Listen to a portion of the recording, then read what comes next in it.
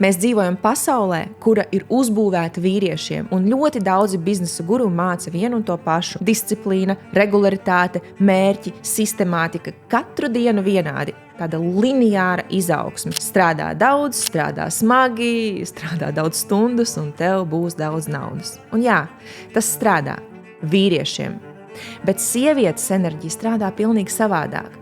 Mēs nevaram maukt visu ceļu uz panākumiem tieši tāpat kā viņi. Un kad tu sapratīsi un sāksi izmantot to, kas tev ir dots no dabas, nevis pretoties tam, tu sāksi pelnīt vairāk ar mazāk izdegšanu procesā. Un es pati esmu izgājusi abus ceļus. Strādāju 2 darbos paralēli, līdz izdegšanai. Pēc tam es uzbūvēju 6-ciparu biznesu strādājot mazāk, gudrāk nekā jebkad. Un šodien es tev parādīšu, kāpēc vīrišķā enerģija, jeb hustle, tāda kapāšanas pieeja, tevi izdedzina kā sieviete. 3 lielākās kļūdas, ko sieviete izdara, kopējot vīriešu biznesa modeli. Un es pastāstīšu par manu ceļu, kā būvēt to sievišķīgo dzīvi un biznesu, kuru tu patiesi vēlies. Tā kā paliec līdz beigām, jo pēdējais ir vissvarīgākais punkts. Vispirms es gribu, lai tu saproti, kāpēc tradicionālā biznesa pieeja nestrādā sievietēm. Pirmais, vīrišķais biznesa modelis ir būvēts uz tādas pastāvīgas intensitātes. Tu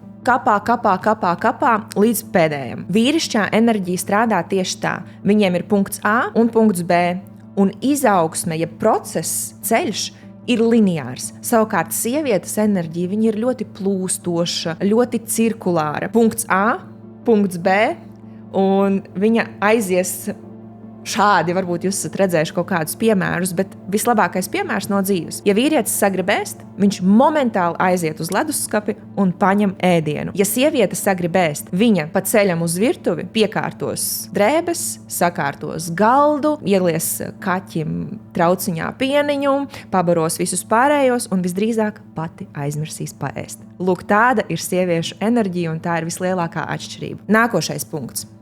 Vīriešiem emocijas ir vājums, un intuīcija nav uzticama. Vīrieši balstās tikai uz datiem un smagu strādāšanu, jo tas viņiem ir vienīgais pareizais veids. Un es šādā veidā strādāju 2 darbos paralēli. Būvniecības uzņēmumā darbadienās un golfa klubā brīvdienās. Mājās es ātrākais biju tikai 9:00, un tad man vēl bija jāmācās. Es domāju, ja es vienkārši strādāšu pietiekami daudz, es sasniegšu dzīvē lielas foršas lietas.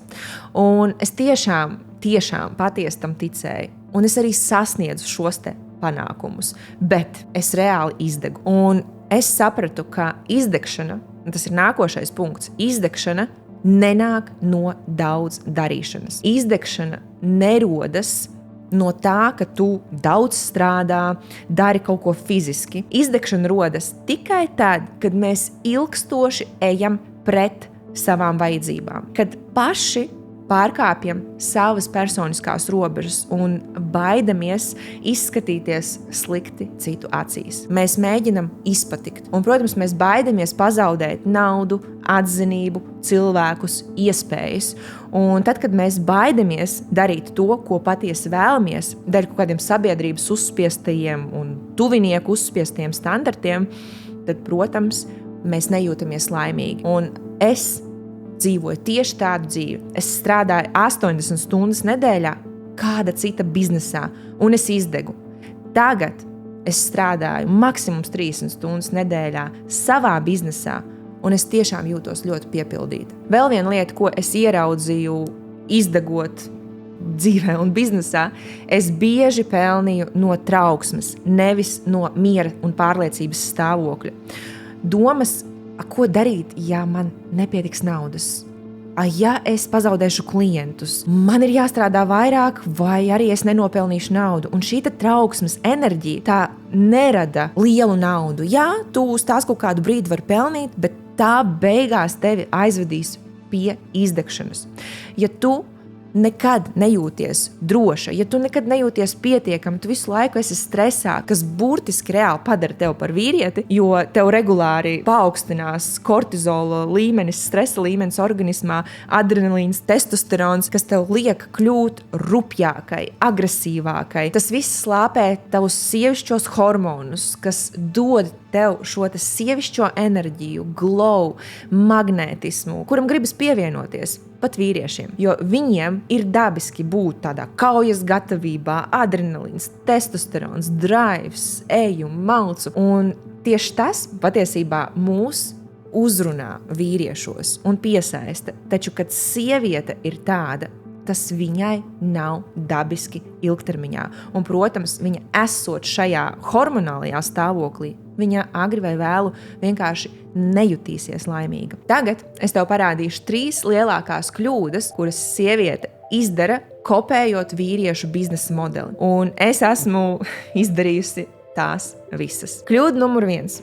Tu pieņem, ka vairāk ir labāk. Taču patiesībā vairāk stundu, vairāk klientu, vairāk darba nenozīmē vairāk naudas. Tā ir kaut kādā ziņā produktivitātes maska, kuru cilvēki uzliek, lai atbilstu kaut kādiem standartiem, kurus mums ir iemācījuši.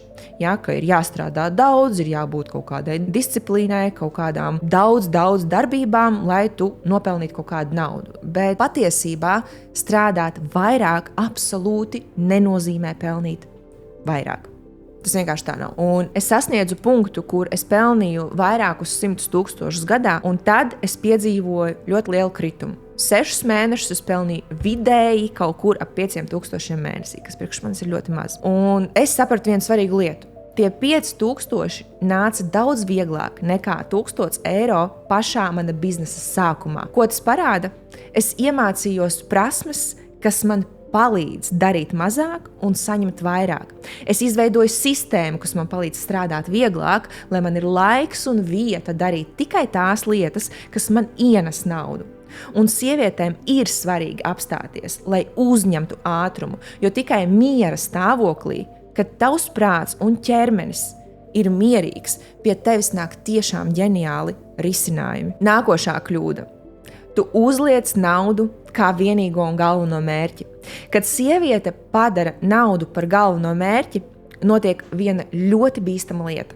Viņa sāk strādāt pret sevi. Un lūk, kā tas izskatās reālajā dzīvē. Tu dari lietas, kas nav saskaņā ar tavām vērtībām, tikai tāpēc, lai būtu kaut kāds drošais mēnesis, lai nopelnītu naudu, lai nodrošinātu kaut kādas vajadzības. Tu piespied sev parādīties tajā pašā online darbā, kad tava enerģija ir tukša, kad tev vienkārši viņas nav. Jo tev vajag pelnīt, tev vajag izdarīt.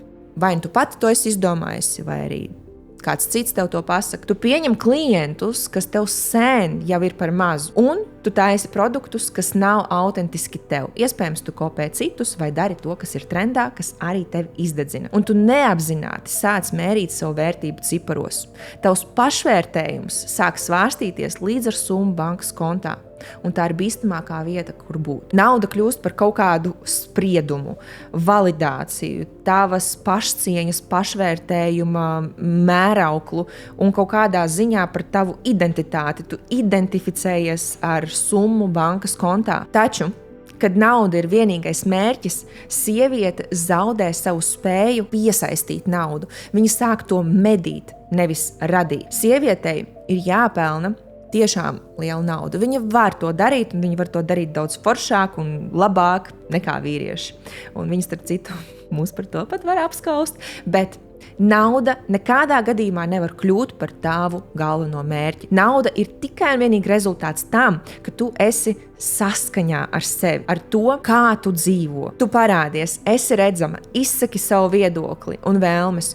Tu izvēlies klientus, kas tev patīk, nevis strādā, ar ko pagadās. Tu zini savu vērtību un tu nepiekrīti ne uz ko mazāk. Tikai tad nauda kļūst par tavu enerģiju, nevis par tavu cietumu. Tas, ko sievietes bieži nesaprot, nauda nenāk pie tās, kurai to izmisīgi vajag. Nauda atnāk pie tās, kura sevi vairs nenodod. Trešā kļūda. Tu slēpi savu sievišķību. Iespējams, pat kaunies par savu skaistumu, par savu seksualitāti, un šī ir viena no vissāpīgākajām kļūdām, ko sieviete izdara gan dzīvē, gan biznesā. Tā ir kļūda, kas viņām izmaksā naudu, iespējas, redzamību, līderību un autoritāti. Sievietes domā, ka sievišķība traucē biznesam, taču patiesībā tieši tā viņu padara par neaizstājumu. Ļoti daudz sievietes profesionālajā pasaulē slēpj savu skaistumu, savu seksualitāti, savu unikālo klātbūtni, kas ir patiesībā spēcīgāka par jebkuru stratēģiju. Un viņas to dara nevis tāpēc, ka tā vajag, bet tāpēc, ka viņas baidās. Baidās izskatīties pārāk spilgtas, būt pārprastas, izraisīt skaudību, tikt nosodītas. Sievietes patiešām tic, ka, lai būtu par autoritāti, viņām jābūt mazāk sievišķīgām, mazāk sievietēm. Un tieši tas viņas padara par kārtējo ekspertu, nevis par līderi, kuram seko. Sievietes skaistums, seksualitāte un enerģija nav kaut kas, kas ir jāslēpj. Tas ir instruments, resurss. Tas ir viņas spēks un personīgā zīmola galvenā esence, kas padara to par unikālu. Šīs enerģijas klātbūtne pārdošanā strādā labāk nekā jebkurš pārdošanas skripts. Un kad sieviete beidz slēpt savu enerģiju, savu sievišķību, viņas enerģija kļūst magnētiska, viņas video reāli eksplodē, viņas teksts kļūst dzīvāks, viņas saturs kļūst tiešām dziļš un piesaistošs. Viņas klienti jūt viņas jaudu un viņas klātbūtnē notiek ļoti jaudīgas transformācijas. Viņas pārliecība atver ļoti daudz iespēju durvis un viņas bizness aug daudz ātrāk nekā reāli viņa spēja izrakstīt rēķinus. Labi, tagad tu zini, ko nedarīt, bet ko gan darīt savādāk. Pirmais princips – kapacitātes, ne stundu palielināšana. Sievišķīgais ceļš nebalstās uz vairāk stundām, vairāk darbiem. Tas ir par savas enerģētiskās kapacitātes paplašināšanu. Un vispār kopumā ir tādi 4 kapacitātes veidi, lai tu saprastu vispār šī vārda nozīmi. Pirmā ir emocionālā kapacitāte. Cik lielu spiedienu emocionāli tu vari izturēt bez izdegšanas un kaut kādām neadekvātām reakcijām. Otrā ir intelektuālā kapacitāte. Cik sarežģītas problēmas tu vari atrisināt un kuras neizsit tevi no sliedēm. Trešā – prasmju kapacitāte. Kādas prasmes tev ir? Cik daudz tu proti? Un ceturtā – šī ir enerģijas kapacitāte. Cik daudz enerģijas tev ir pieejams? Ja tavu kapacitāte šobrīd tev ļauj pelnīt apmēram piemēram, 5,000 mēnesī, tad, lai pelnītu 20,000 mēnesī, tev nav jāstrādā 4 reizes vairāk. Tev ir jāpaplašina tava kapacitāte. Kā tas izskatās dzīvē? Piemēram, emocionālā kapacitāte. Tu iemācies izturēt lielāku nenoteiktību. Intelektuālā kapacitātē tu iemācies dažādas stratēģijas, jaunas zināšanas. Pie prasmēm tu iemācies deleģēt, nedarīt visu pati. Pie enerģijas kapacitātes tu iemācies patiesi atpūsties tā kvalitatīvi, nevis pavirši. Otrais princips. Tu iemācies atšķirt, kad tu strādā no spēka, miera pozīcijas un kad no bailēm un trauksmes. Trauksmes enerģijā tu jau jūti, ka tev ir vēlme izdarīt vairāk, jo tev ir kaut kāda steidzamība. Tev ir tā doma, ka ja es tagad neizdarīšu, es kaut ko zaudēšu. Vai tev ir doma, man nav laika atpūsties, es nedrīkstu atpūsties, un tev ir konstanta stresa sajūta. Pārliecības enerģijā tev tā visa nav. Tev ir tā zināšana, ka es izvēlos šo lietu, jo tas ir pareizi. Es to gribu. Tev ir sajūta, ka tu uzticies procesam un tu reāli atļauj sev atpūsties, jo tu zini, ka tad, kad tu atpūtīsies, tu varēsi pēc tam izdarīt vairāk. Kā saprast, no kuras enerģijas tu gribi darīt lietas? Pirms katra darba ko vēlies izdarīt, pajautā sev, vai es tagad to daru no bailēm, no kaut kādas trauksmes, vajadzības, vai no pārliecības, miera un patiesas vēlmes. 3. princips – atlaid kontroli, bet tajā pašā laikā neapstājies. Un šis ir viens no sarežģītākajiem punktiem. Tev ir jāiemācās palaist vaļā, atlaist kontroli un ļauties plūsmai, bet neapstādināt darba procesus. Vīrišķais ceļš ir kontrolēt visu, plānot visu, forsēt kaut kādus rezultātus. Atkal sievišķais ceļš, tu uzstādi virzienu, jā, tu dari darbu, bet tu uzticies procesam un ļauj sev apstāties, lai uzņemtu ātrumu. Pēc mana ienākuma krituma, kur es piedzīvoju, man bija tas jāiemācās. Man bija jāiemācās atlaist kontroli, būt plūsmā, taču būt plūsmā nenozīmē neko nedarīt. Tas nozīmē darīt, bet bez pieķeršanās tam, kā rezultātam ir jāizskatās. Es plānoju, es daru, bet es necenšos kontrolēt katru detaļu. Un kas ir paradoxāli, kad es atlaidu kontroli, rezultāti nāca daudz vieglāk. Kontrole nāk no bailēm. Plūsma nāk no uzticēšanās. 4. princips. Šis ir vissvarīgākais. Attīsti to, ko es saucu par nelokāmo sievišķību. Ko tas nozīmē?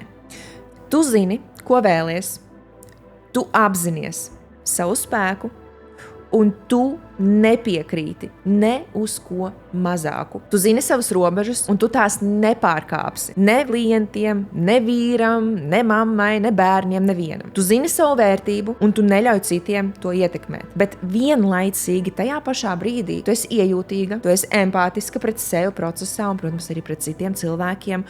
Un, kad tu kļūdies, tu mācies no šīm kļūdām un nenosodi sev par to. Tu atļauj sev mainīties bez paškritikas. Un ja kaut kas vairs nestrādā, tu to maini un mierīgi laid vaļā. Tu uzticies savai intuīcijai, pat tad, kad visi saka kaut ko citu. Un kad es beidzot apvienoju šos 4 principus, es tiešām izaugu finansiāli. Es pacēlu savam VIP produktam cenu reiz 20. Es strādāju 4 dienas nedēļā un pelnu vairāk nekā strādāju 24/7. Un es nejūtos vainīga par to, jo es sevi un savu biznesu esmu uzbūvējusi pati. Kāpēc par to jājūtas slikti? Kāpēc man būtu tas jāslēpj?